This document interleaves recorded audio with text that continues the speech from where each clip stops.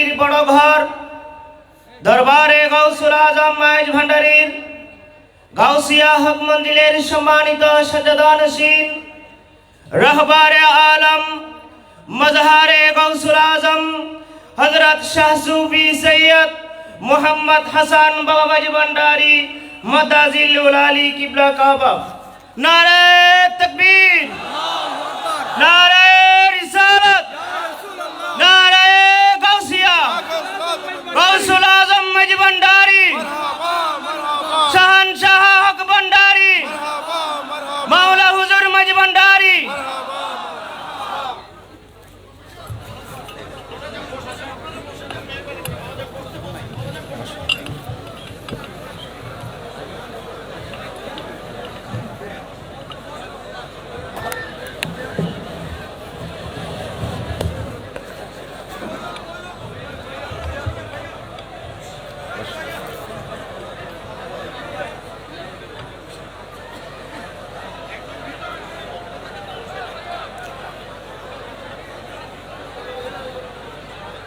नहमदुहु व नसल्ली अला रसूलिल करीम अम्मा बाद औज़ु बिल्लाहि मिनश शैतानिर रजीम बिस्मिल्लाहिर रहमानिर रहीम फज़कुरूनी अज़कुरुकुम वश्कुरूली वला तकफुरून सदक़ल्लाहुल मौलानाल अज़ीम व सदक़ रसूलुहुन नबील करीम व नहनु अला ज़ालिका मिनश शाहिदीन व शाकिरीन मौला सल्लि व सल्लिम दाइमन अबदन अला हबीबिका खैरि खल्क़ि कुल्लिहिम।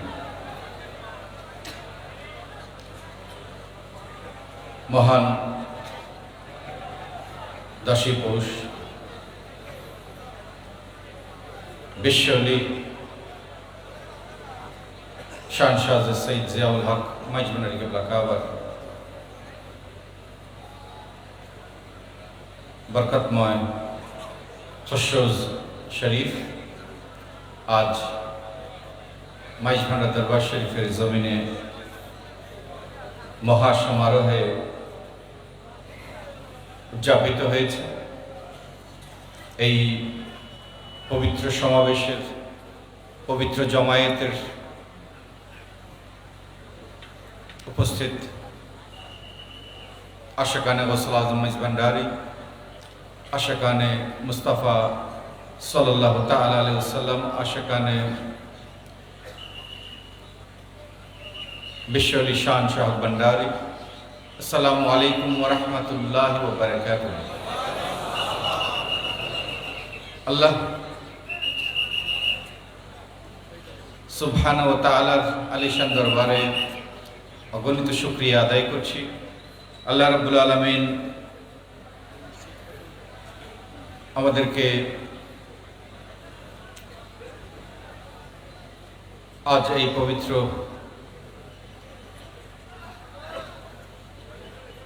খুশরোজ শরীফে উপস্থিত থাকার তৌফিক দিয়েছেন। এই আয়োজনে শামিল হওয়ার সুযোগ করে দিয়েছেন, তার জন্যে পরম করুণাময়ের দরবারে অগণিত শুকরিয়া আদায় করছি। আজকের দিনটি আমরা সৌভাগ্যবান, আমরা একই সাথে আজকে 3টি মহা গুরুত্বপূর্ণ উপলক্ষকে আমরা একসাথে পেয়েছি। সকল ঈদের সেরা ঈদ, ঈদ মিলাদুন নবী সাল্লাল্লাহু তাআলা আলাইহি ওয়াসাল্লাম আজকে আমরা উদযাপন করেছি। আজকে কি দিনে হযরত ঈসা আলাইহিস সালামের খুশরোজ শরীফও আজকে 25শে ডিসেম্বর। আজকে বিশ্বলি শাহনशाह সৈয়দ জিয়াউল হক মাইজ ভান্ডারী কিবলা কাবার খুশরোজ শরীফও। ঈদে মিলাদুন নবী সাল্লাল্লাহু আলাইহি ওয়াসাল্লাম কিন্তু মূলত খুশরোজ শরীফ, এটি একটি খুশরোজ শরীফ অর্থাৎ জন্মদিবস। 3টি মহাপবিত্র জন্মদিবস, একটি পবিত্রতম ঈদ মিলাদুন নবী সাল্লাল্লাহু আলাইহি সাল্লামের সাথে আরও একজন মহান নবীর জন্মদিবস এবং একজন মহান ওলির জন্মদিবস, একসাথে তিনটি নিয়ামতপূর্ণ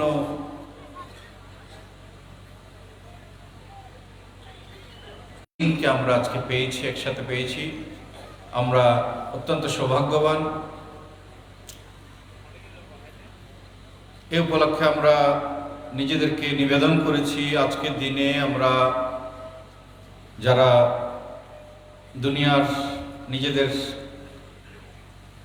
দুনিয়াবী কাজকর্মকে উপেক্ষা করে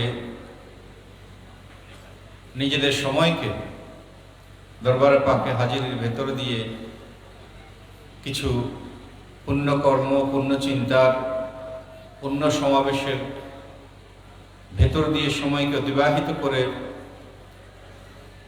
কিছু কল্যাণ হাসিল করার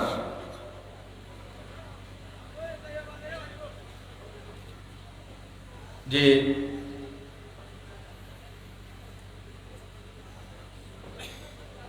সুযোগ সকলে আমরা নিতে পেরেছি এবং তার জন্যে আমাদেরকে হয়তো অনেক আজকে ছুটির দিন অনেক হয়তো গুরুত্বপূর্ণ পারিবারিক কিংবা সামাজিক কর্মসূচিকেও আমরা উপেক্ষা করেছি, প্রত্যাখ্যান করেছি। অর্থাৎ বা হয়তো সন্তানদের আবদার ছিল আজকে একটু বেড়াতে যাবে বা আত্মীয় স্বজনের বাসায় যাবে, সেই আহ্বানকে উপেক্ষা করে প্রত্যাখ্যান করে আল্লাহ রাসূলের সন্তুষ্টির আকাঙ্ক্ষাকে অন্তরে ধারণ করে মুর্শিদের গোলামের হক আদায়ের লক্ষ্যে গৌসুল আজমের দরবারে আজকের দিনটি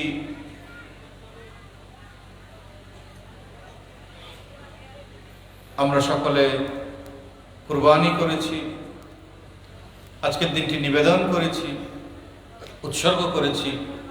আল্লাহ রাব্বুল আলামিন আমাদের এই কুরবানিকে কবুল করুন। আমাদের আজকের দিনের এই আশা বসা সমস্ত যে আমরা পুণ্য কর্ম, পুণ্য চিন্তায় নিবেদিত থাকার যে প্রয়াস, যে চেষ্টা, এই চেষ্টাকে আল্লাহ রাব্বুল আলামিন কবুল করে নিন। আমরা ঈদ মিলাদ নবী সাল্লাল্লাহু আলাইহি সাল্লামের উপরে আমরা আলোচনা শুনেছি, আহলে বাইত রাসূল সাল্লাল্লাহু আলাইহি সাল্লামের উপর আলোচনা শুনেছি। হয়তো হযরত ঈসা আলাইহিস সালামের উপর কিছু আলোচনা যদি আসতো তাহলে বিষয়টা আরো মনে হয় প্রাসঙ্গিক হতো, গুরুত্বপূর্ণ হতো। আমার মনে হয়েছে সামনে হয়তো আয়োজকবৃন্দ সেটি করবেন, কেননা আমরা গৌসুল আজম মাইজ ভান্ডারীর তরিকার যে গুরুত্বপূর্ণ গ্রন্থ যে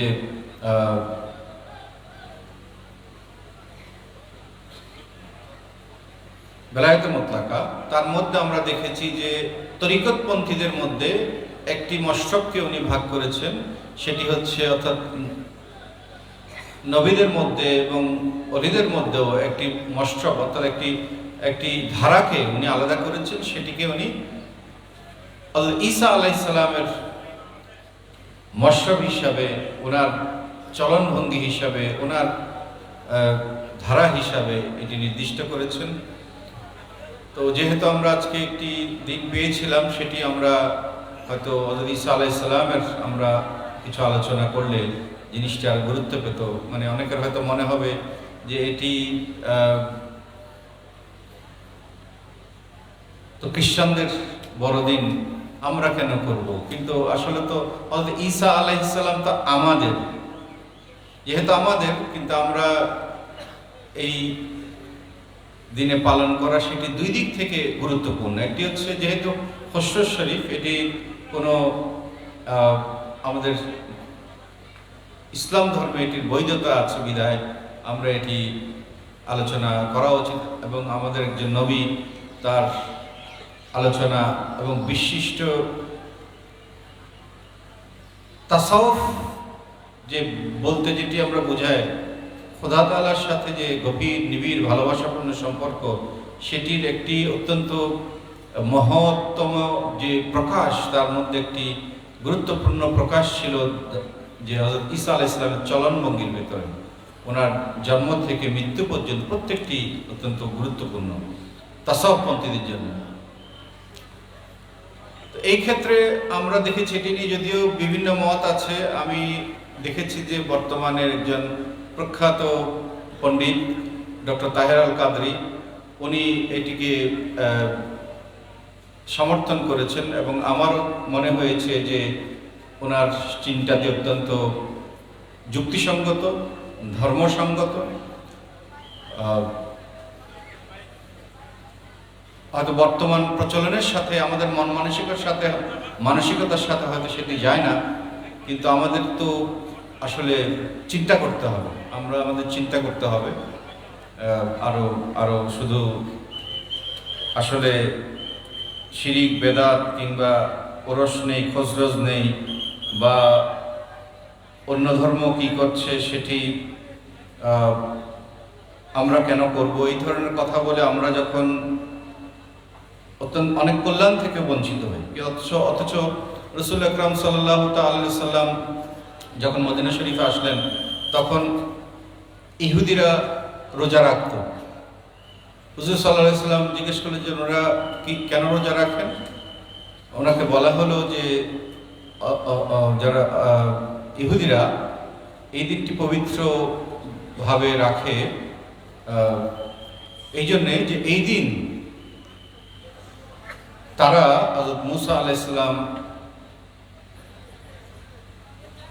মাধ্যমে তারা ফেরাউনের কবল থেকে মুক্তি লাভ করে, সেই জন্য তারা এই দিনটিকে গুরুত্বপূর্ণ দিন হিসেবে পালন করে। রাসূল করিম সাল্লাল্লাহু আলাইহি ওয়াসাল্লাম কিন্তু আশুরার রোজা, উনি বলেন যে হযরত মুসা আলাইহিস সালামের উপর তো আমাদের অধিকার বেশি,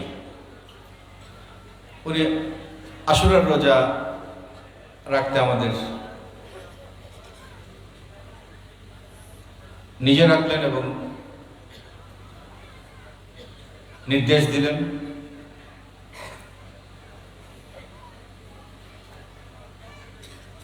তো একইভাবে সেই ধারাবাহিকতায়, অর্থাৎ অন্য ধর্ম কি করছে সেটি নয়, আমাদের উসুল অনুযায়ী যদি আমরা যেটি করার সেটি তো আমরা করতেই পারি, সেখানে আরেকজনের আকীদা বিশ্বাসের সাথে তো আমরা যাচ্ছি না, আমরা আমাদের আকীদা বিশ্বাস থেকে আমরা সেটি করতে পারি। তো সেজন্য আমার কাছে মনে হয়েছে এটি আমরা আসলে সামনে চিন্তা করতে পারেন। এই দিনটি যেহেতু বারবার আসবে, 25শে ডিসেম্বর হযরত ঈসা আলাইহিস সালামের জন্মদিবস, সেদিন আমরা হযরত ঈসা আলাইহিস সালামের জীবনী হয়তো আমরা আলোচনায় আনলে আমাদের আলোচনা আরো গুরুত্ববহ হবে। আজকের এই খুসরো শরীফ আমরা আয়োজন করেছি একটি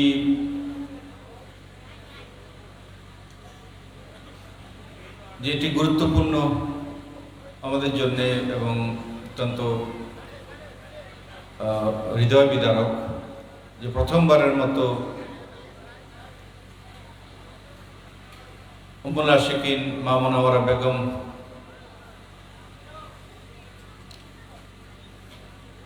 ছাড়া আমরা এই প্রথম একটি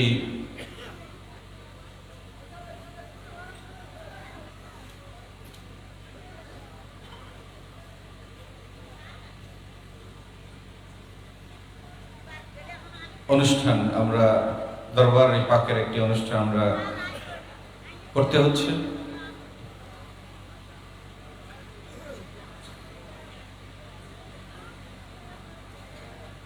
আমরা ফরিয়াদ রাখছি উম্মুল আশিকিনের রুহানি ছায়া সর্ব অবস্থায় আমাদের উপরে জারি থাকুক। বিশেষ করে যে মহামারী বিশ্বকে আক্রান্ত করেছে, এই মহামারীর ভেতর দিয়ে আমরা এখনো চলছি। আমাদের অনেক আপনজন, অনেক পরিচিত, অনেক দরবারের আশেক ভক্ত এই রোগে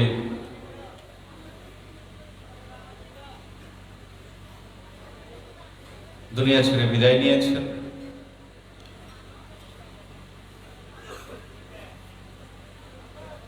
তাদেরকেও আমরা আমাদের দোয়াতে আমরা স্মরণ করব ইনশাআল্লাহ। অগণিত মানুষ কর্মহীন হয়ে পড়েছেন, অর্থ সংকটে পড়েছেন, কঠিন একটি সময় পার করে এসেছেন, এখনো করছেন। সামনের সময়টি যাতে সকলের জন্য সহজতর হয়, এ ধরনের কঠিন পরীক্ষা থেকে আল্লাহ রাব্বুল আলামিন আমাদেরকে যাতে রক্ষা করেন, উদ্ধার করেন, আমরা যাতে এই পরীক্ষায় উত্তীর্ণ হতে পারি, তার জন্য পরম করুণাময়ের দরবারে ফরিয়াদ করছি।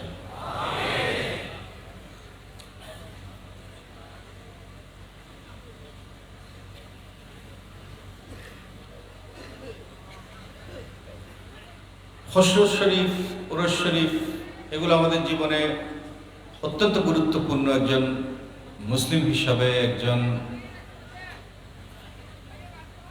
মোমেন মুসলিম হিসাবে আমাদের জীবনে এগুলো অত্যন্ত গুরুত্বপূর্ণ। এই জন্যেই একজন শায়ের বলেছিলেন যে মোহাব্বত নে जुल्मत से काढ़ा है नूर, मोहब्बत ना होती तो ना होती ज़हूर। অর্থাৎ মোহাব্বত সেই বস্তু, যেই বস্তু জুলমত থেকে নূরকে কেড়ে এনেছে। যদি মোহাব্বত না থাকতো তাহলে এই জহুর অর্থাৎ এই বিকাশই হতো না। এটি শায়ের বলেছেন হাদিস শরীফ থেকে। কুনতু কানজান মাখফিয়ান ফাআহবাবতু আন উরাফা,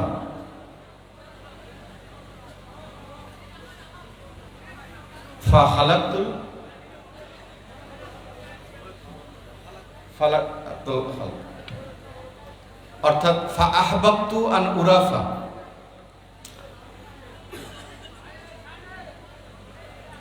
আমি ভালোবাসলাম যে আমি পরিচিত হব। আল্লাহ রাব্বুল আলামিন আল্লাহুস সামাদ, অমুখাপেক্ষী, কিন্তু উনার কুদরত থেকে উনি ইচ্ছা করলেন, উনি ভালোবাসলেন যে উনি পরিচিত হবেন, উনি সৃষ্টি করলেন।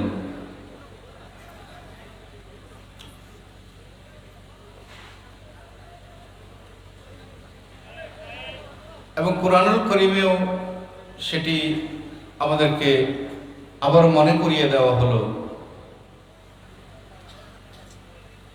বিসমিল্লাহির রহমানির রহিম, কুল ইন কুনতুম তুহিব্বুনাল্লাহ ফাত্তাবিউনি,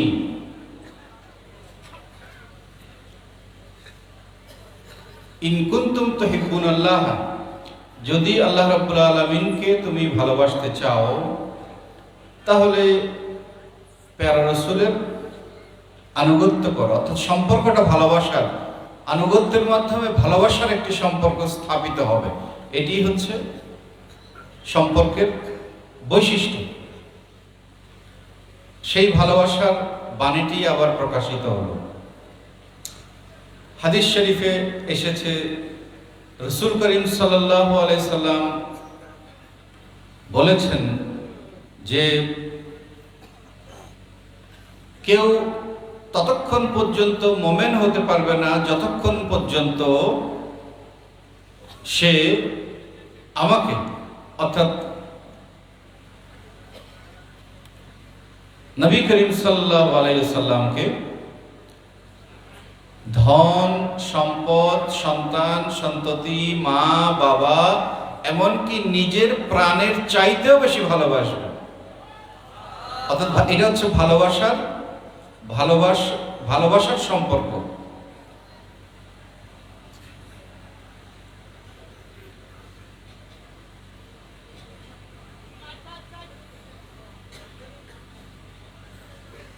এখন আতকা বা তাকওয়াকে ভয়ের সাথে সম্পর্কিত করে আমরা ভালোবাসার সম্পর্কটিকে এক ধরনের দূরে ঠেলে দিয়েছি, বিনষ্ট করে ফেলেছি। আউলিয়ায়ে কেরাম সেটিকে আবার কাছে টেনে এনেছেন। মুর্শিদকে ভালোবাসার মাধ্যমে প্যারা রসুলকে ভালোবাসতে শিখিয়েছেন। প্যারা রসুলকে গভীরতম ভালোবাসার ভেতর দিয়ে আল্লাহ রাব্বুল আলামিনকে ভালোবাসতে শিখিয়েছেন। এইভাবে আশিক ভক্তকুলকে সিরাতুল মুস্তাকিমের উপরে রেখেছেন।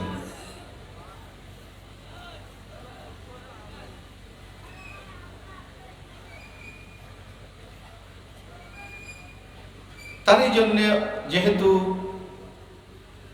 যেই জন্য মৌলানা রুমি উনি একটি মজহাবের নাম দিয়েছিলেন, মজহাবে ইশক। উনি বলেছিলেন যে প্রেমিকদের মজহাবই আলাদা, তাদের একটা আলাদা রাস্তা আছে, আলাদা পথ, আলাদা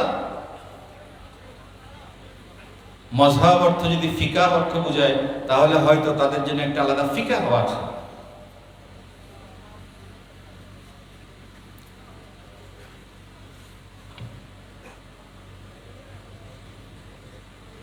আমার কথাগুলো হয়তো অনেকে ভুল বুঝতে পারেন, এগুলো আমার অনুভূতি বলছি, আমি কোনো ফতোয়া দিচ্ছি না, আমি কোনো সিদ্ধান্ত দিচ্ছি না, আমার অনুভূতিগুলো বলছি।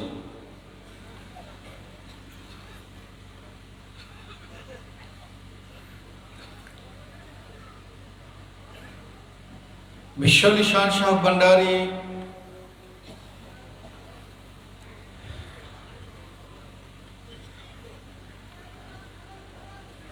কেমন ওলি ছিলেন?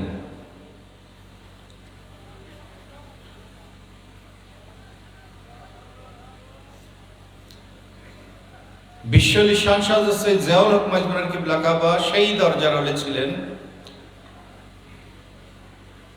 যার জন্মের পর পবিত্র নাম মোবারক হুজুর গৌসুল আজম মাইজ ভান্ডারী শাহ সুফি সৈয়দ আহমদুল্লাহ কিবলা কাবা কর্তৃক নির্ধারিত হয় স্বপ্নের মাধ্যমে।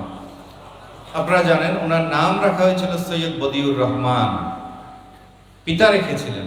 হুজুর গৌসুল আজম মাইজ ভান্ডারী সেদিকে সেই নাম মোবারককে স্বপ্নের নির্দেশ দিয়ে সেটি পরিবর্তন করে সৈয়দ জিয়াউল হক রেখেছিলেন।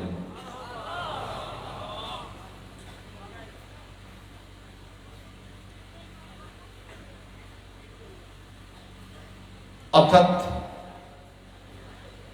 সৈয়দ জিয়াউল হকের জন্য গৌসুল আজম মাইজ ভান্ডারীর খজিনায় যে বরাদ্দটুকু ছিল সেটি যেন শুরু থেকেই প্রদান করা শুরু হয়ে যায়। শিশু অসুস্থ হয়ে গেলেন, মৃতপ্রায়, জীবন আছে কি নেই বোঝা যাচ্ছে না।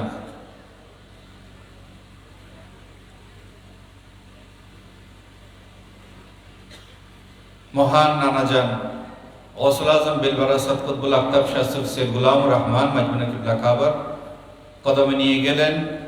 গৌসুল আজম বিলবারাসাত কুতবুল আফতাব শাহ সৈয়দ গুলামুর রহমান মাজমুনের কিবলা কাবা উনি ওনার হাত মুবারক থেকে 2 ফোঁটা পানি মুবারক তবারক হিসাবে নাতির মুখের মধ্যে দিলেন। মৃতপ্রায় নাতি চোখ মেলে তাকালো। এর মাধ্যমে যেন বাবা ভান্ডারী কিবলা আলমের যে তরকা, যে পাওনা সৈয়দ জিয়াউল হকের ছিল, বাবা ভান্ডারী যেন তারই সেই দান শিশুকাল থেকেই তাকে প্রদান করা শুরু করলেন।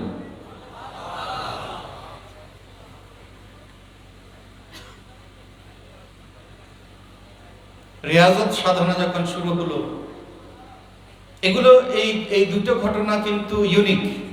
এই ঘটনাগুলো ইউনিক। গৌসুল আজম মাইজ ভান্ডারী এবং বাবা ভান্ডারী কিবলা আলমের যে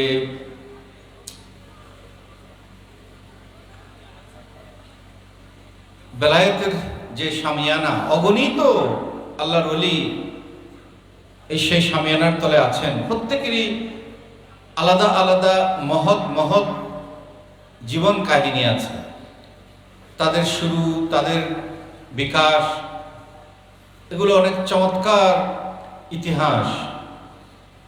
কিন্তু এর মধ্যে এই ঘটনাগুলি কিন্তু ইউনিক, এগুলো অন্য কোনো অলির সাথে পাওয়া যাবে না। হুজুর গৌসুল আজম মাইজবান্ডারি যখন শান শাহ সৈয়দ জিয়াউল হক মাইজবান্ডারি কিবলা কাবার রিয়াজতের জীবন শুরু হলো, সবাই উদ্বিগ্ন, পিতা উদ্বিগ্ন, চিন্তিত, পরিবারের সবাই উদ্বিগ্ন। হুজুর গৌসুল আজম মাইজবান্ডারি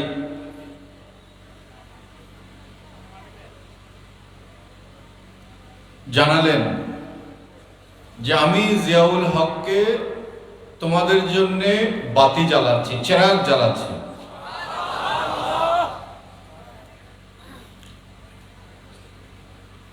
অর্থাৎ অনেক লকবের মধ্যে শান শাহবাজানের একটি লকব চেরাগে গৌসুল আজম মাইজবান্ডারি।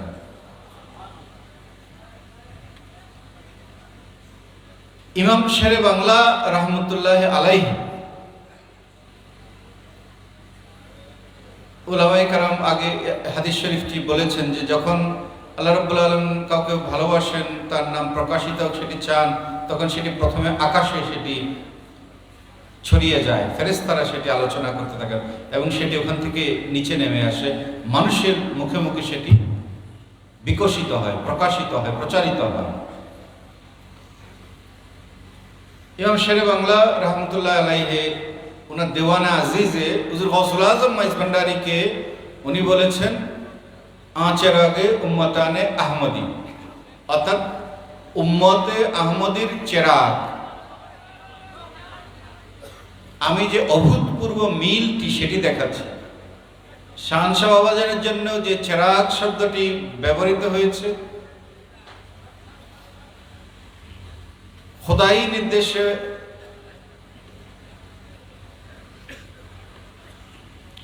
ইমাম শেরে বাংলা একই ভাবে হযরত গৌসুল আজম মাইজবান্ডারিকে একই শব্দ ব্যবহার করেছেন। এর মানে এই নয় যে শান শাহ জিয়াউল হক মাইজবান্ডারি কিবলা কাবা গৌসুল আজম মাইজবান্ডারির হয়ে গিয়েছেন।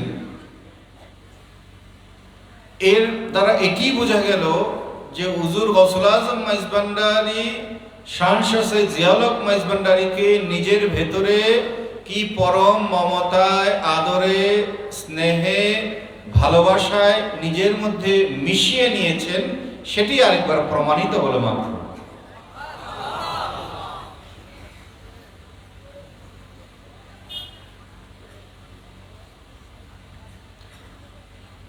এই চেরাগ, এই অভিধা, এই লকবটি কিন্তু আর কোনো অলির ক্ষেত্রে আমরা দেখতে পাই না। এটি একটি ইউনিক একটি ফিচার।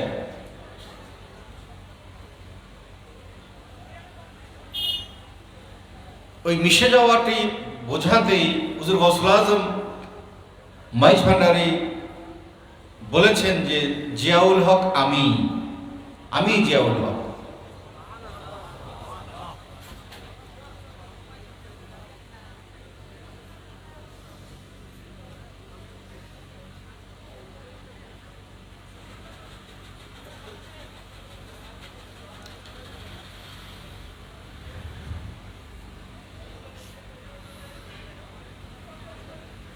গুরুত্বপূর্ণ একটি সন্ধিক্ষণে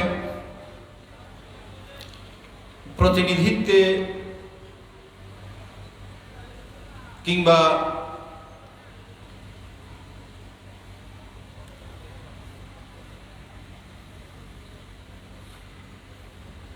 মর্যাদায়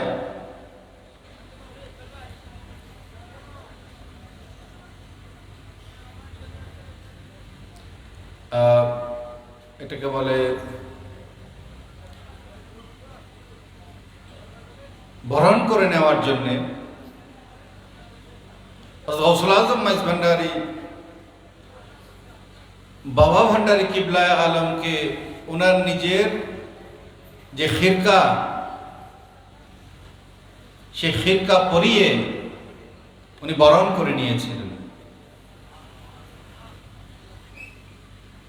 সে একই ইতিহাস পুনরাবৃত্তি হয় যখন আমরা দেখি ওসি গৌসুল আজম শান শাহজাদ সৈয়দ জিয়াউল হক মাইজ ভান্ডারী কিবলা কাবাকে সেই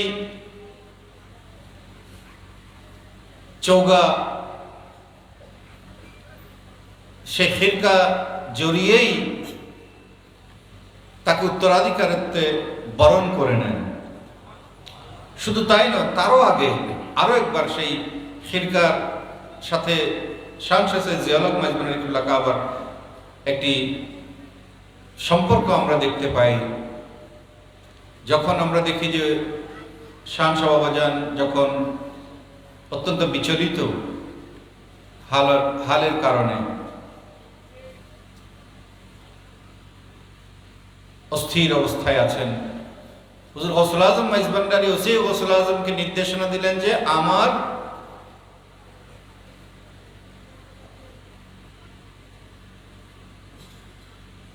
চাদর, আমার কবা, আমার খিরকাটি জিয়াউল হককে পরিয়ে দিন। এটি হযরতের জীবনী শরীফে আছে। এগুলো সবগুলো আমি জীবনী শরীফ থেকে বলছি, এগুলো একটিও আমার নিজস্ব কথা নয়।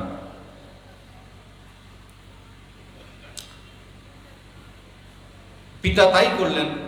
হযরত কিবলা আলমের চৌগা মুবারক এনে উনি পরিয়ে দিলেন শান শাহ বাবাজানকে, এবং সাথে সাথে উনি শান্ত হয়ে গেলেন, অস্থিরতা দূরীভূত হয়ে গেল।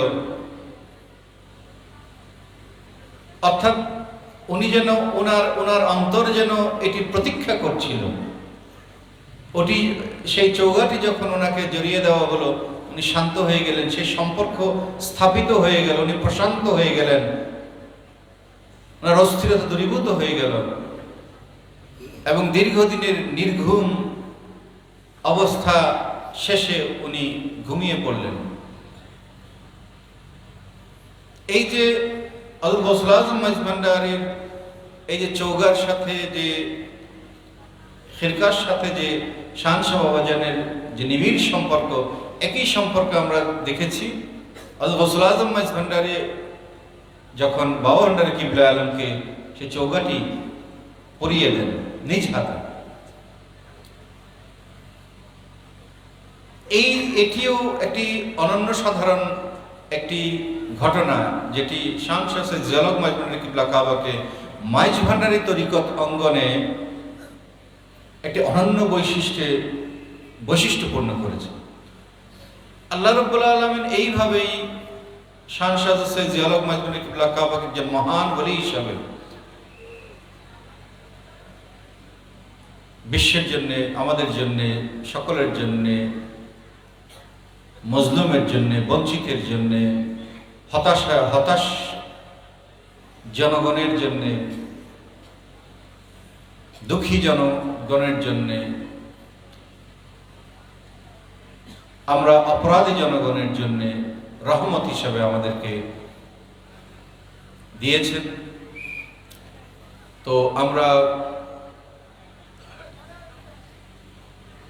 সেই নিয়ামতের শুকরিয়া আদায় করার জন্য আমরা এই মহান দশই উপসে সমবেত হয়েছি। আল্লাহ রাব্বুল আলামিনের নির্দেশনা অনুসরণ করার জন্য আজকে আমরা সমবেত হয়েছি। আল্লাহ রাব্বুল আলামিন আমাদের এই সমাবেশকে কবুল করে নিন। আপনারা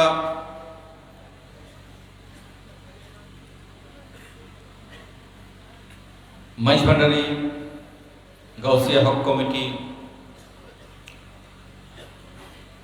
নানান জায়গায় গড়ে তুলেছেন। শান শাহ বাবাজানের আশিক ভক্তগণ, গৌসুল আজম মাইজ ভান্ডারীর গোলামেরা নানান জায়গায় তরিকার খাদেম হিসাবে, তরিকার আদর্শকে দিকে দিকে পৌঁছে দেওয়ার জন্যে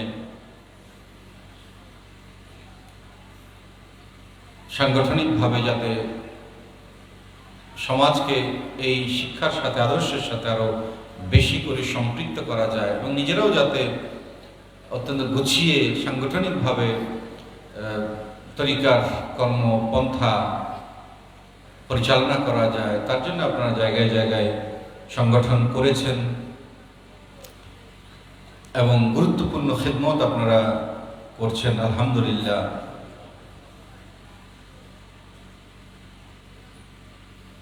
প্রথমত দরবারে পাকের সাথে আমাদের যে সম্পর্ক, যে নিসবত, সেটি প্রথমত ব্যক্তিগত, একেবারে ব্যক্তিগত। আমরা আমাদের ব্যক্তিগত জীবনকে, পারিবারিক জীবনকে, আমার সামাজিক জীবনকে কেমন করে আমি কল্যাণময়তা দিয়ে পূর্ণ করে দেব, তার জন্যে চেষ্টা করা, নিজেকে কল্যাণময়তায় পূর্ণ করার চেষ্টায় নিয়োজিত রাখা, নিবেদিত রাখা, পরিবারকে, সমাজকে নিজ ব্যক্তিগত জায়গা থেকে, এটি হচ্ছে আমাদের প্রাথমিক দায়িত্ব। দ্বিতীয় দায়িত্ব হচ্ছে সমাজকে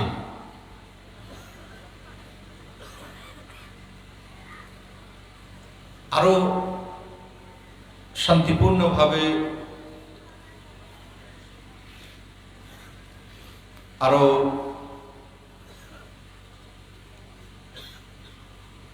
ন্যায়পূর্ণভাবে, আরো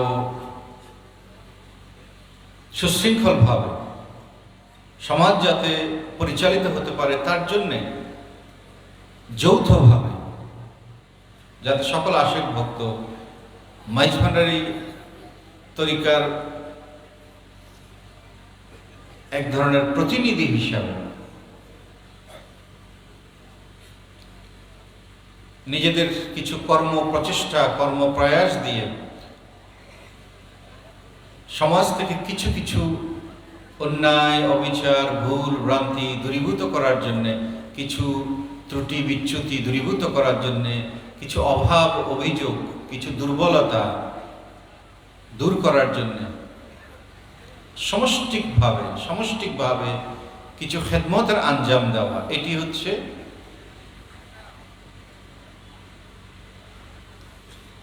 সমষ্টিগত একটি প্রয়াস, সমষ্টিগত একটি দায়িত্ব, যেটি মাইজ ভান্ডারী গাউসিয়া হক কমিটির দায়িত্ব।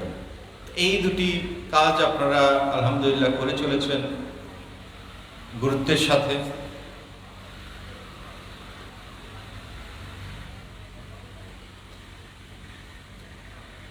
কিছু কিছু দিকে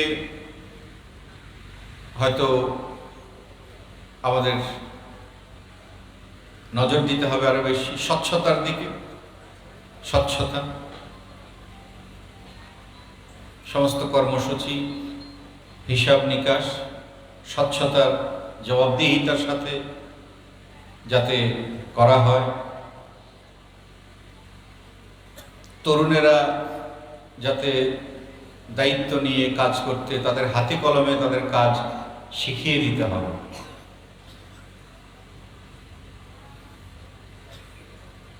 এমনকি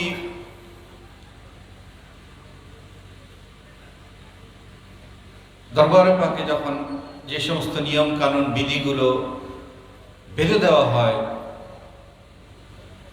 ধরুন আপনাকে বলা হলো, কিংবা আপনি বললেন যে 100 জনের একটা টোকেন, আপনারা তো জানেন যে এখন কতজন আসবে কোন কমিটি থেকে, সেটা আগে থেকে একটি ধারণা পাওয়ার জন্য, যাতে আয়োজনের সুবিধা হয়, তার জন্যে টোকেন নেওয়া হয় আপনাদের থেকে, অর্থাৎ চাহিদাপত্র কতজন হতে পারে, একটা যাতে একটি এখান থেকে ব্যবস্থাপনার দিক থেকে যাতে কোনো অসুবিধা না হয়, তার জন্য, তার সুবিধার্থে যদি 100 জনের আমরা টোকেনের কথা বলি, 100 জনের একটা চাহিদাপত্র দেই, তাহলে যাতে 100 জনই আসা হয়।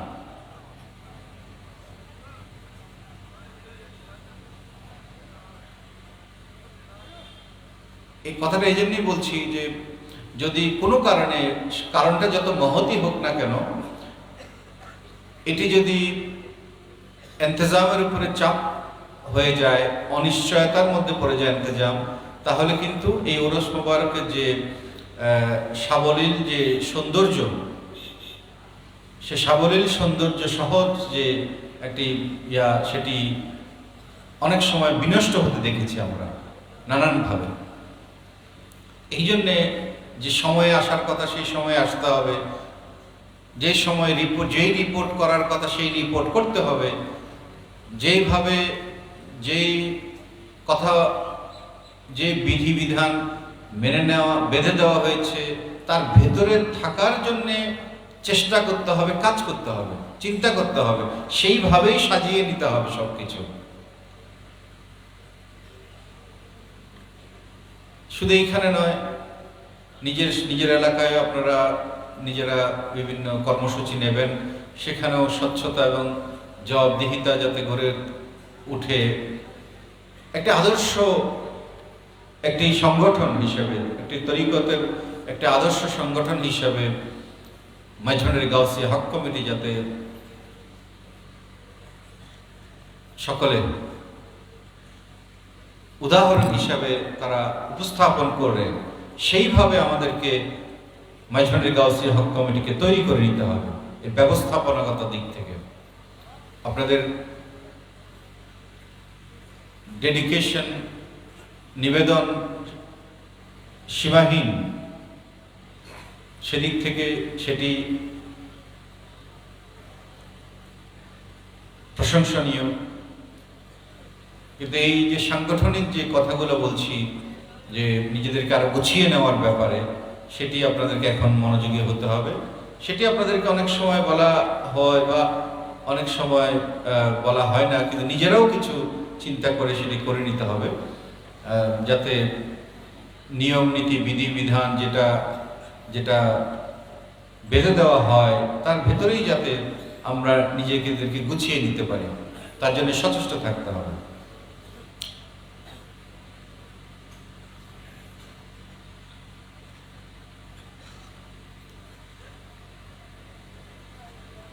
ট্রাস্ট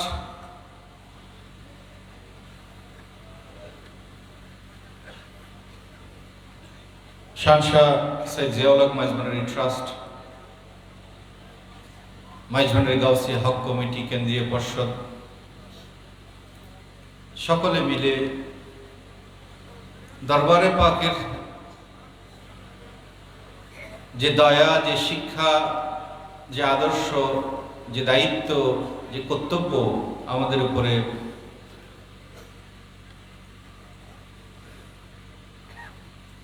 আছে, সেটি সমাজে যাতে আমরা উপস্থাপন করতে পারি নানানভাবে, তার জন্যে মাইজভান্ডারী গাউসিয়া হক কমিটি, কেন্দ্রীয় পর্ষদ এবং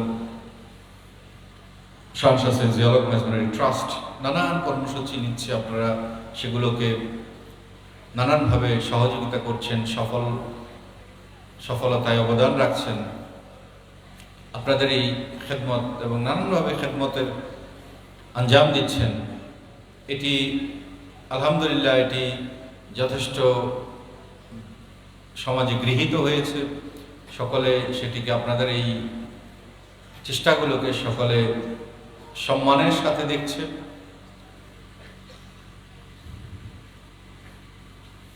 এটি হুজুর গৌসুল আজম মাইজভান্ডারীর তরিকার খাদেম হিসেবে আমরা এগুলো করছি, তরিকতের খেদমত হিসেবে।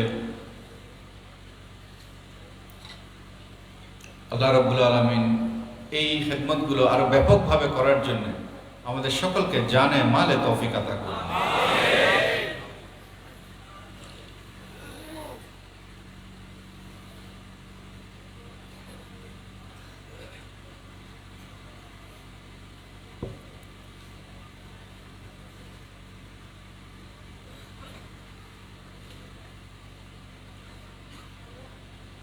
আরো কিছু বিষয় আমার আলোচনার ইচ্ছা ছিল, কিন্তু উম্মা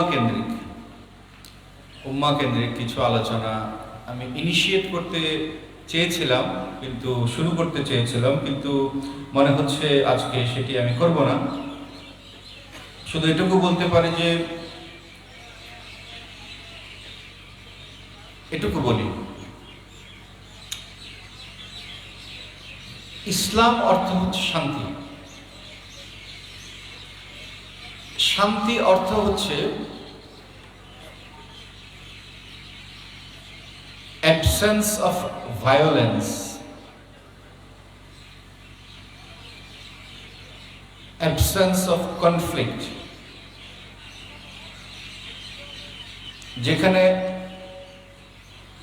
সংঘাত থাকবে, যেখানে ভায়োলেন্স থাকবে, সেখানে শান্তি হবে না, শান্তি পাওয়া যাবে না, এবং সেখানে ইসলাম আছে সেটিও দাবি করা যাবে না, যদিও ইসলামের নামে সেটি চলে। উদাহরণ কি? আমরা দেখেছি জেহাদের নামে যেটি করা হয়, ইসলামের নামে করা হয়, কিন্তু কাজটা করা হয় অশান্তি, কনফ্লিক্ট সৃষ্টি করা হয়। আমরা অনেক কনফিউশন আমরা দেখেছি আমাদের সমাজে, নানান কনফিউশন, নানান, প্রথমত এটি কনফ্লিক্ট আকারে আসে। আমাদের সমাজে একটা কনফ্লিক্ট হয়, একজনের সাথে একজন। আমরা সুন্দর করে সমাজে নানান চিন্তাধারার মানুষ চলছি, কিন্তু দেখা গেল এক শ্রেণীর মানুষ এসে এমনভাবে তারা উপস্থাপন করলো ধর্মের নামে, কনফ্লিক্ট তৈরি করলো সমাজে, এবং ওখান থেকে আস্তে আস্তে সেটা ভায়োলেন্সে পরিণত হলো, সহিংসতায় পর্যবসিত হলো। এটি আমাদের এখানে কম দেখা গেল, আরবে আমরা বারবার দেখছি। কিন্তু এটি হচ্ছে জেহাদের নামে তথা ইসলামের নামে। এখন আমরা এটি কাউকে দায়ী করতে পারি, আমরা একটা হতে পারে, আমরা একটা গোষ্ঠীকে দায়ী করতে পারি, না ওরা বোঝে না, ওরা বিভ্রান্ত, ওরা খারাপ। একভাবে আমরা এর দায়টা আমরা ওদের ঘাড়ে আমরা চাপিয়ে দিতে পারি। আরেকভাবে যে এগুলো বলা হয়, এভাবেই বলা হয়। আরেকভাবে বলতে পারে যে এগুলো কারো চক্রান্ত, কোন একটা গোষ্ঠীর চক্রান্ত, কনস্পিরেসি। এটাকে বলা হয় কনস্পিরেসি থিওরি, এটা চক্রান্ত।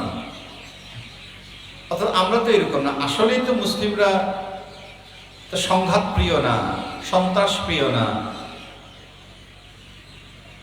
সহিংসতা প্রিয় না, কিন্তু মুসলিম বিশ্বে এগুলো হচ্ছে। যখন হচ্ছে তখন আমরা এটাকে আমরা কোনো একটা গোষ্ঠীর দিকে দিয়ে দিই, অথবা মুসলিম জনগোষ্ঠীর বাইরের চক্রান্ত হিসাবে সেটাকে আমরা প্রতিষ্ঠিত করার চেষ্টা করি। কিন্তু এটা এক ধরনের প্রস্তাব বলতে পারেন, প্রস্তাব। এটি কোনো সিদ্ধান্ত নয়, এটি আমার কোনো বলবো যে বিশ্বাসের জায়গাও নয়। এটাকে বলে থট এক্সপেরিমেন্ট। এটা অনেক বেশি আমাদের করা দরকার এখন। অর্থাৎ এটা করলে কেমন হয়, এটা কেমন, এটা যেমন ধরেন এটা কেন হচ্ছে, এটা এই যুক্তিতে করা হচ্ছে যে জেহাদ করা তো ফরজ।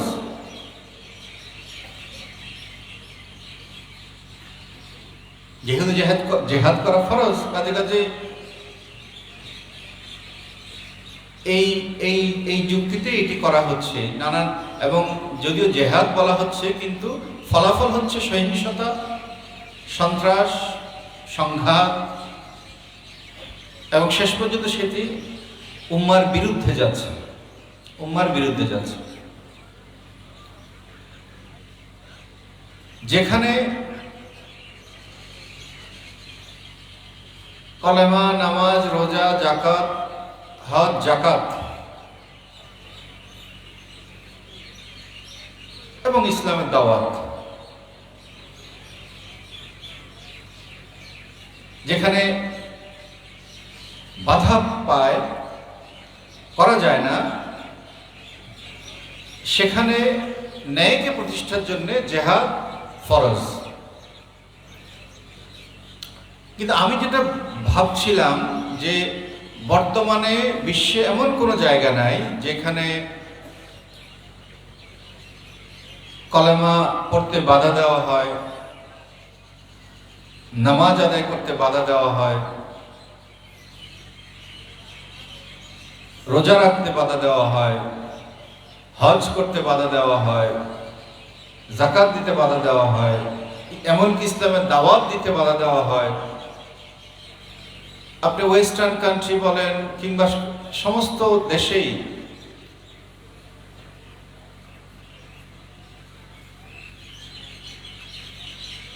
ইন জেনারেল আমরা বলতে পারি যে 90% বিশ্ব ইসলাম ধর্মের ব্যক্তিগত দায়িত্ব পালন এবং সামাজিক আচার আচরণ, এমনকি দাওয়াতের, দ্বীনি দাওয়াতের ক্ষেত্রেও বাধা সৃষ্টি করে না। তো সেই ক্ষেত্রে একটা আমভাবে কোন একটা এই জেহাদের অর্থাৎ জেহাদে আসগর অর্থাৎ কিতাল, জেহাদে আকবর না, সুফিয়ায়ে কেরাম, আমি কেন সেটা পরে বলছি সুফিয়ায়ে কেরামের দৃষ্টিভঙ্গি।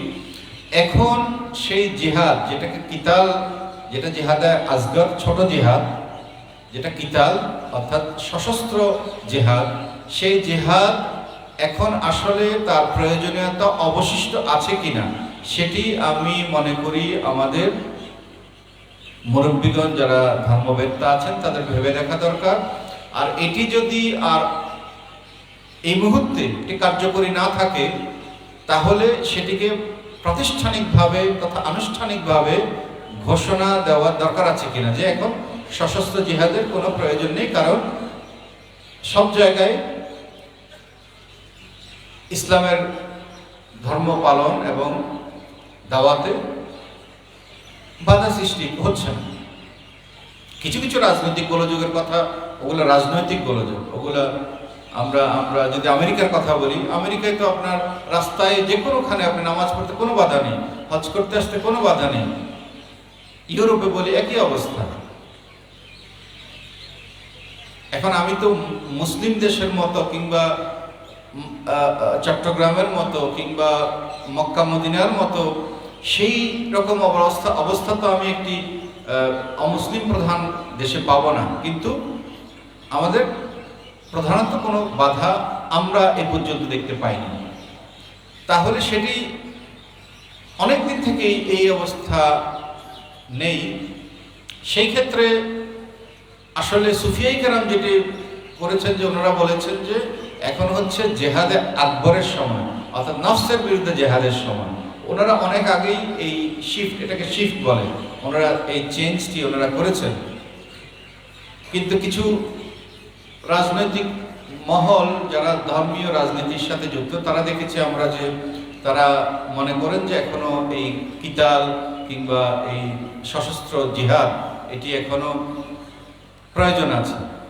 কিন্তু বাস্তবিক অর্থে আমরা যেহেতু কোনো বাধা কোথাও সব জায়গায় নামাজ পড়তে, হজ করতে, রোজা রাখতে কোথাও বাধা দেওয়া হচ্ছে না।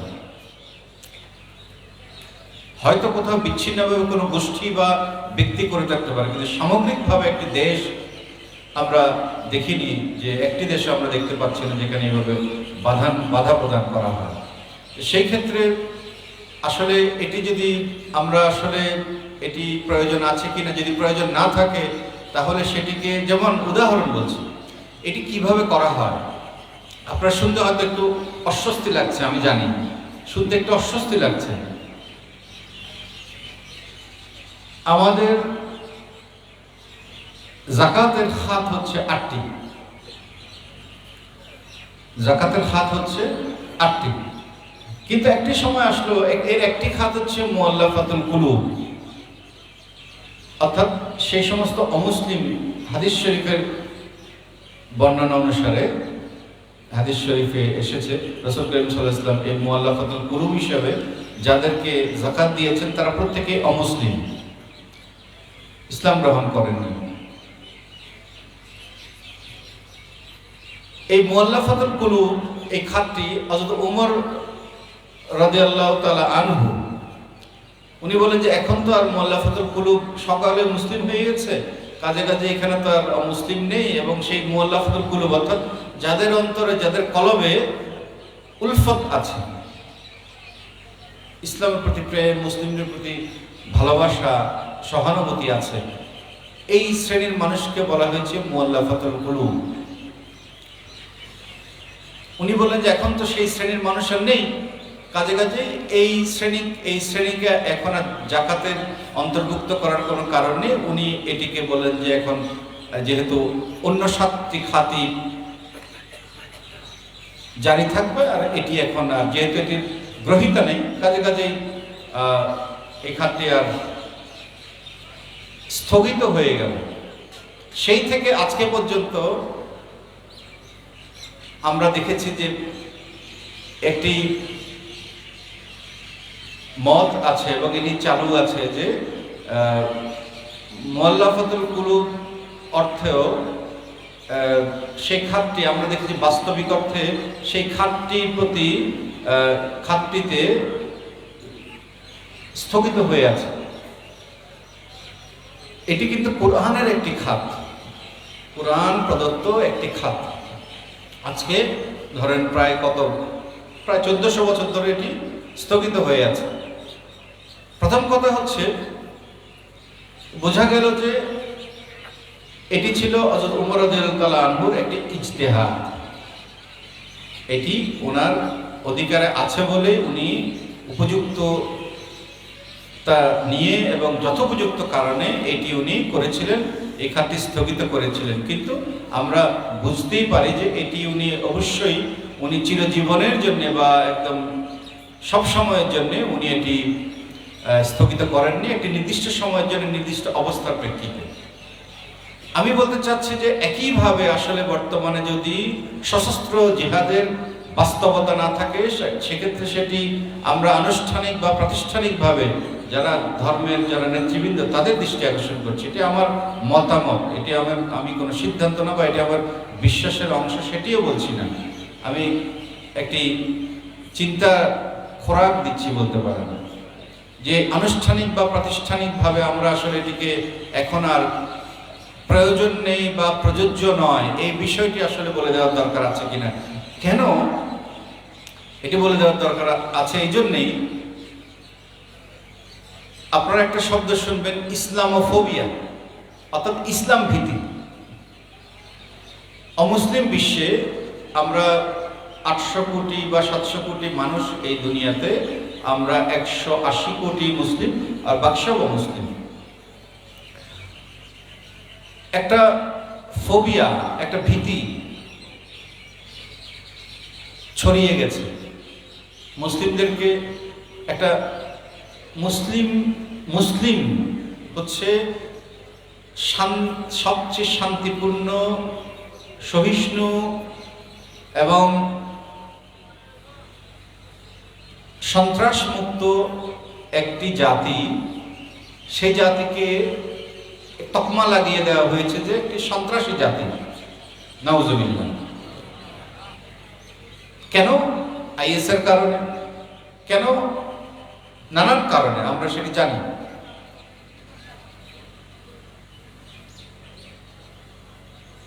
এখন এই তকমাটি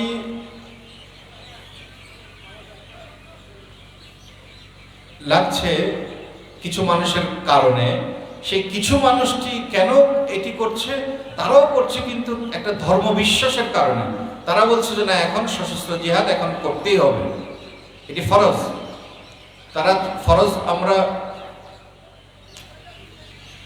তারা জিহাদকেও, কলেমা, নামাজ, রোজা, হজ, জাকাতের পরে তারা জিহাদকেও, সশস্ত্র জিহাদকেও আরো একটি 6 নম্বর একটি মূল বুনিয়াদ হিসাবে তারা ধরে নেন। যে কারণে খুব সহজে এক শ্রেণীর মানুষ বিভ্রান্ত হয় এবং নানান রাজনৈতিক রাজনৈতিক উস্কানি যখন এটার বিরুদ্ধে যায়, তখন একটা সহিংসতা, সন্ত্রাসী একটি গোষ্ঠী তৈরি হয়, যেটির কারণে পুরা তারা বলে এটা জিহাদ করছে, কিন্তু আসলে তারা বিশৃঙ্খলা করছে, সন্ত্রাস করছে, মানুষ হত্যা করছে। মুসলিম উম্মাও এটি অ্যাকসেপ্ট করছে না। সেই ক্ষেত্রে আসলে আমি বলতে চাইছি, এখানে ইজতেহাদের প্রয়োগ করার অবকাশ আছে কিনা, কিংবা চিন্তা গবেষণার ইজতেহাদের কথা যদি আমি নাও বলি, চিন্তা গবেষণা কিংবা একটু কিছু এইখানে কাজ করার দরকার আছে কিনা, তাতে বিশ্ব শান্তি ত্বরান্বিত হবে কিনা, বিশ্বে যে সন্দেহ আমাদের ভেতরেও, নিজেদের ভেতরে, শুধু জেহাদের নামে মাজারে বোমা মারছে। কেন মাজারে বোমা কেন মারে, কারা মারে আমরা জানি।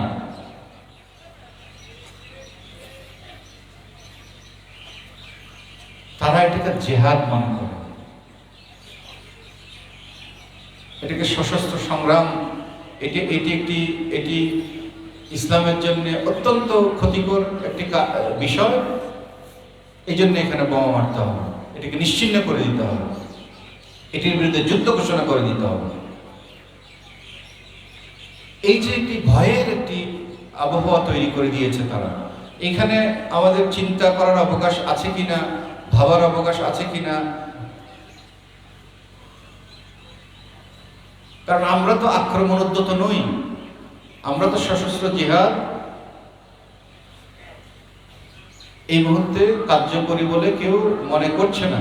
তাহলে সেটা যদি আনুষ্ঠানিক বা প্রাতিষ্ঠানিকভাবে যদি যায়, প্রকাশিত হয়, ওয়াইসি যদি বলে কিংবা আরো কোনো বড় সংস্থা বলে, তাহলে দেখা যাবে কি যে সন্দেহের অবকাশ বা ভীতির একটি অবকাশ তৈরি হয়েছে, সেটি দূর হয়ে যেত। কিছু বিভ্রান্ত গোষ্ঠী একটা সুযোগ নেওয়ার যে অপচেষ্টা করছে, সেই অপচেষ্টাতে সুযোগ থেকে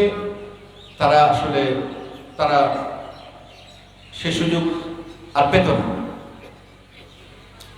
মুসলিম সমাজও অনেক শান্তির ভেতর দিয়ে একটা ইসলাম যে প্রকৃত অর্থে শান্তি, সে শান্তির পরিবেশটা আমরা ফেরত পেতাম হয়তো। এটা হচ্ছে শুধু একটা চিন্তার কথা বললাম, আমি আপনাদের জন্য বলিনি। আমি হয়তো এটা অনেকে শুনবেন, আমি তাদের জন্য বলেছি। আপনাদের জন্য, আপনারা যদি চিন্তা করেন, আপনারাও চিন্তা করতে পারেন এই বিষয়ে।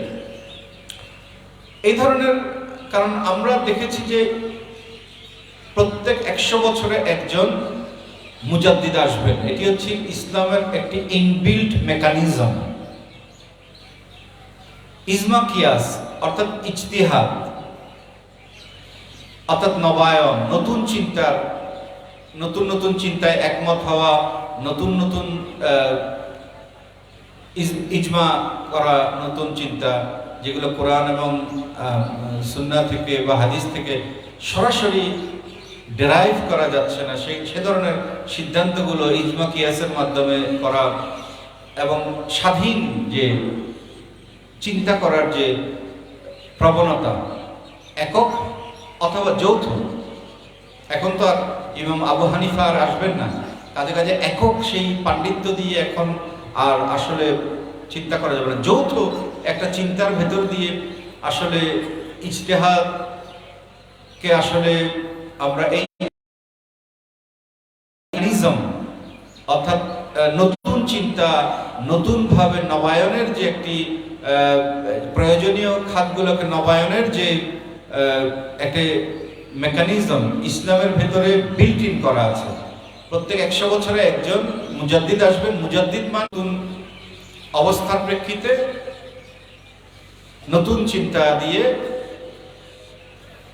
মৌলিক নীতির সাথে ফিকাহকে আপডেট করা। আরো যদি বলি, সংক্ষেপে বলি, ফিকাহকে আপডেট করা। এখন যেটা হচ্ছে আমরা দেখি, এখানে বলা হয় যে এটা শরীয়তে নেই, আসলে বলা হয় ফিকাহতে নেই। এটা ফিকাহতে নেই, কিন্তু এটা শরীয়তে নেই, এই কথাটা বলাটা খুবই মুশকিলের কথা। এটা ফিকাহতে নেই, দেখা যাবে একটা নির্দিষ্ট পরিবেশে সেটি ফিকাহতেও আছে। কারণ শরীয়ত হচ্ছে অপরিবর্তনীয়, ফিকাহ হচ্ছে পরিবর্তনীয়। শরীয়ত হচ্ছে উৎস, আর ফিকহ হচ্ছে সেই উৎস থেকে যে চিন্তা, যেটি উদ্গত চিন্তা, গবেষণা, যেটি কোডিফাইড নলেজ, যেটি আমাদের দৈনন্দিন শৃঙ্খলা জীবনযাপনের জন্য, মানুষের জন্য, গণমানুষের জন্য উপযোগী একটি বিন্যাস। কিন্তু আমরা দেখেছি যে ক্রমাগতভাবে ইজতিহাদ, ইজমা, কিয়াস, তাজদিদ, এটির যে সিস্টেমেটিক যে বিন্যাস, এই বিন্যাসটি কিন্তু আমরা দেখতে পাই না। বলা হয় যে ইজতিহাদের দরজা বন্ধ হয়ে গেছে। এখন এটি আমাদের জন্য দেওয়া হয়েছে, এটি ছাড়া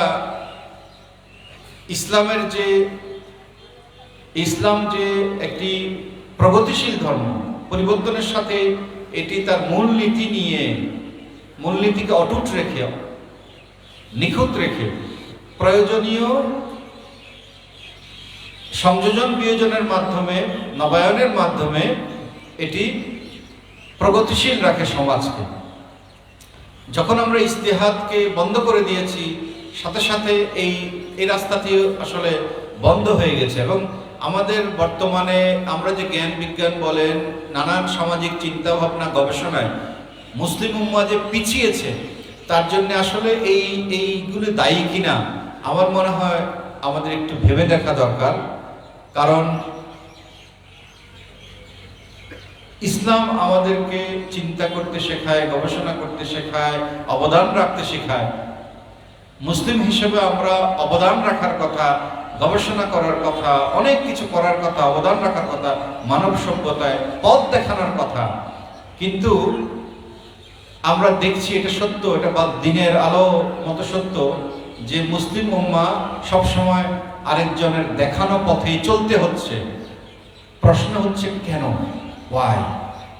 এরকম কেন হচ্ছে? উত্তর হচ্ছে, আমরা আমাদের নিজেদের আপডেট করার জন্য, আপগ্রেড করার জন্য যে মেকানিজম আমাদেরকে দেওয়া হয়েছে, সেটি আমরা সঠিকভাবে ব্যবহার করতে পারছি না বলেই আজকে উম্মাহ এই দুর্বল এবং নিদারুণ একটি পরিস্থিতির উপনীত হয়েছে। এটা একদিনে হয়নি, এটা কয়েকশো বছর ধরে হয়েছে।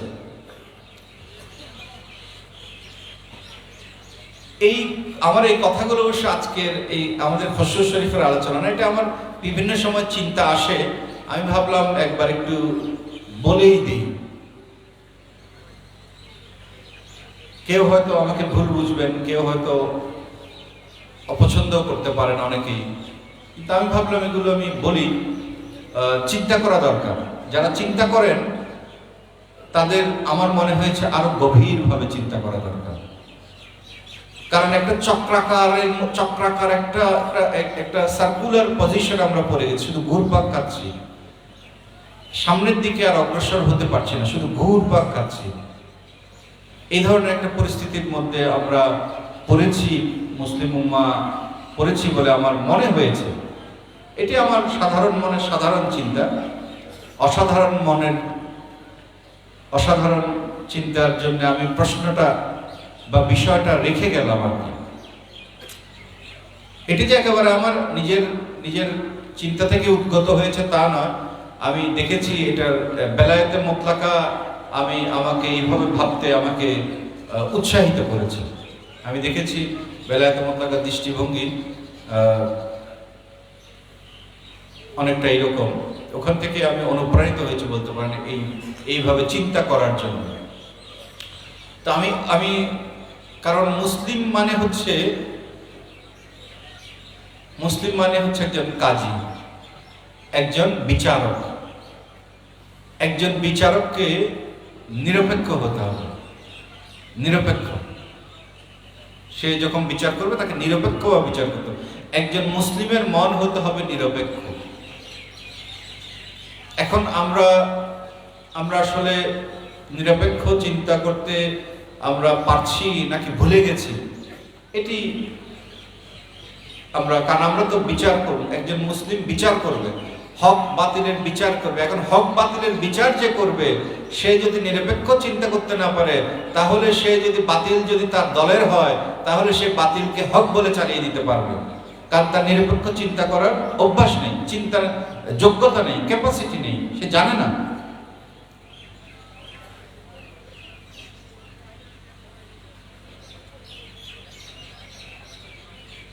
বাতিলকেও হক বলে চালিয়ে দিবে সে, কারণ সে বাতিল তার দলের, সে নানানভাবে যুক্তিজাল বিস্তার করে সে এদিকে ঠেলে দেবে। কিন্তু ইসলামের দাবি হচ্ছে তুমি তোমার নিজের বিরুদ্ধে গেলেও তুমি যা সত্য, যা বিবেকে তোমার সত্য বলছে সেটিকেই তোমাকে মেনে নিতে হবে, নিজের বিরুদ্ধে গেল।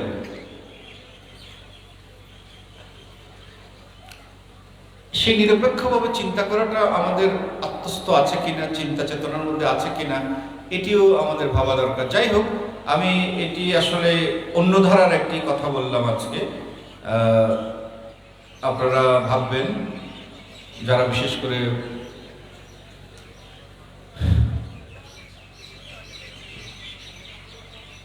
উম্মাকে নেতৃত্ব দিচ্ছেন, তারা যদি ভাবেন, অথবা আমাদের এই ভাবনাগুলোর মধ্যে যদি, বা আমার এই ভাবনার মধ্যে যদি কোনো ত্রুটি দেখতে পান, সেই ত্রুটিটাও যদি আমাদেরকে দেখিয়ে দেন, সেটি আমাদের জন্য উপকারী হবে। তো সকলকে আবারও আমার মোবারকবাদ। আমরা এরপরে আমাদের সেমা মাহফিল হবে। এই সেমা, সেজদা, তাজিমি সেজদা, এগুলো মাইজভান্ডারি তরিকার কোনো মৌলিক বিষয় নয়, অনুষঙ্গ মাত্র, অনুপ্রেরণার একটা অনুষঙ্গ,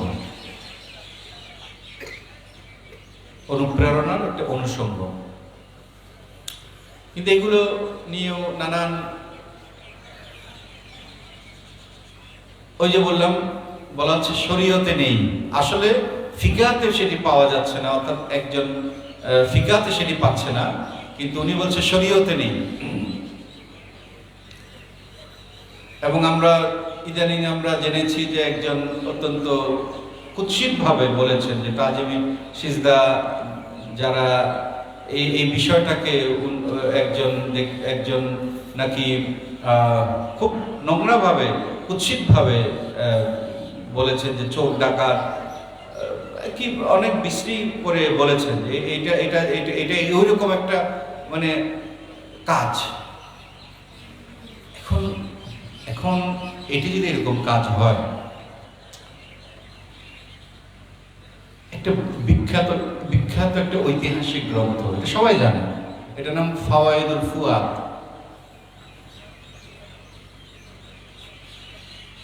হযরত নিজামউদ্দিন চিশতি, নিজামউদ্দিন আউলিয়ার, ওনারকে ঘিরে ওনার যে মজলিস ছিল, সেই মজলিসের বিবরণ, এটি বিবরণের বই।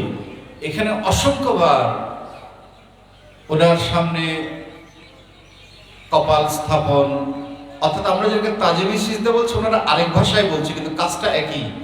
জমিন বুসি, জমিনে কপাল স্থাপন, ওনাকে তাজিম করত।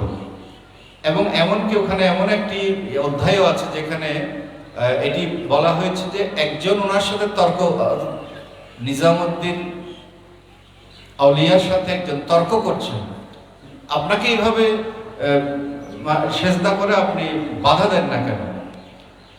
উনি এটি জবাব দিয়েছেন। এখন এটি যদি চোর ডাকাত, নাউজুবিল্লাহ, মানে আমার বলতে ইচ্ছা করছে না, এত নোংরা ভাষা এটি বলা হয়েছে,